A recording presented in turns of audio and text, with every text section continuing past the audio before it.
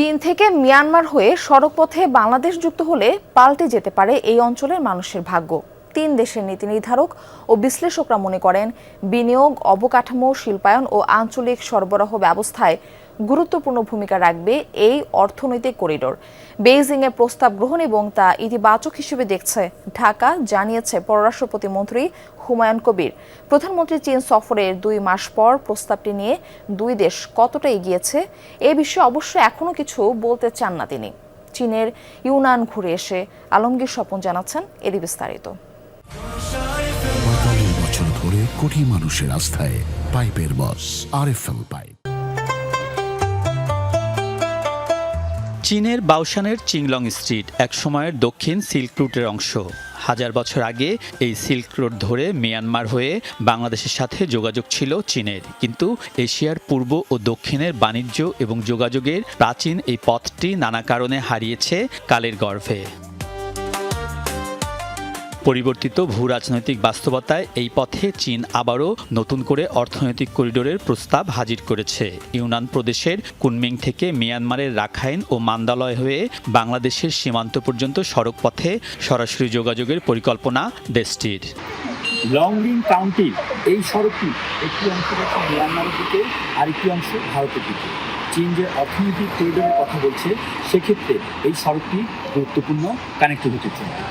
1990 সালে কুনমিং উদ্যোগের অংশ হিসেবে এই করিডোরে ভারতও যুক্ত ছিল। তবে দেশটি পরে সরে দাঁড়ানোয় পরিকল্পনায় পরিবর্তন এনেছে চীন। বাংলাদেশের প্রধানমন্ত্রী তারেক রহমান ও চীনের প্রেসিডেন্ট শি জিনপিংয়ের বৈঠকে চীন, মিয়ানমার ও বাংলাদেশের মধ্যে অর্থনৈতিক করিডোরের প্রস্তাব দিয়েছে দেশটি। সফরের 2 মাসে প্রস্তাবটি নিয়ে কতটুকু এগিয়েছে বাংলাদেশ? ভালো প্রস্তাব হিসাবে এটা গ্রহণ করেছি। এটা তো একদিনের জিনিস না যে আজকে হয়ে গেছে, কালকে রোড যাবে, পরশু কানেক্টিভিটি, আর তৃতীয় দিন আমরা চলাফেরা করবো। ইটস টাইম বেসিক্যালি, একটা টাইমের ব্যাপার আছে, তো একটা টাইম ফ্রেমেই হবে। চীনের ইউনান প্রদেশের বাওশান শহরের সীমান্তবর্তী দেশ মিয়ানমার আর মিয়ানমারের প্রতিবেশী বাংলাদেশ। বাওশানের প্রশাসকরা এই অঞ্চলের পুরনো যোগাযোগ ব্যবস্থা দ্রুত চালুর উপর গুরুত্ব দিয়েছেন। আমরা বিশেষ করে দক্ষিণ এশিয়া, এর মধ্যে বাংলাদেশ আছে, তাদের সাথে অর্থনৈতিক ও বাণিজ্যিক সম্পর্ক আরও বাড়াতে চাই। আমাদের এখানে বিভিন্ন ধরনের শিল্প কারখানা আছে, পর্যটন আছে, এসব ক্ষেত্রে সহযোগিতা আরও বাড়াতে চাই।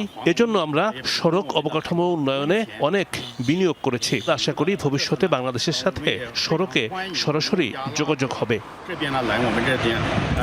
করিডোর হলে এই অঞ্চলে শিল্পায়ন, কর্মসংস্থান, রপ্তানি এবং বৈদেশিক বিনিয়োগের ক্ষেত্রে ইতিবাচক ভূমিকার কথা বলা হচ্ছে।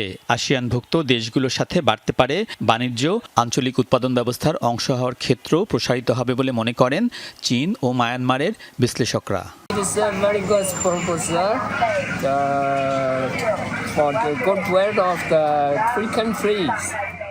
এটা খুবই ভালো প্রস্তাব 3 দেশের জন্য।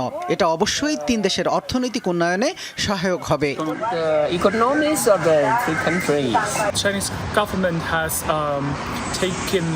চীনা সরকার তার প্রতিবেশীদের সাথে যোগাযোগে অর্থনৈতিক করিডোরের যে উদ্যোগ নিয়েছে, এটা 3 দেশের অর্থনীতিতে গুরুত্বপূর্ণ ভূমিকা রাখবে, সাংস্কৃতিক আদান প্রদানে সহায়তা করবে।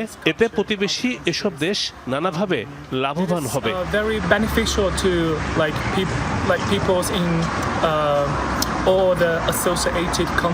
তবে ত্রিদেশীয় অর্থনৈতিক করিডোরের ক্ষেত্রে চ্যালেঞ্জও আছে। বিশেষ করে মিয়ানমারের অভ্যন্তরীণ সংঘাত ও প্রতিবেশী ভারতের অবস্থান এক্ষেত্রে গুরুত্বপূর্ণ। আবার চীনের বৈশ্বিক প্রতিদ্বন্দ্বী মার্কিন যুক্তরাষ্ট্রের মনোভাবও বিবেচনা করতে হচ্ছে বাংলাদেশকে। ক্রিটিক্যাল কিছু ইস্যুগুলো আছে, ওগুলোই তো সমাধানের দিক থেকে আমাদের এটা যাইতে হবে।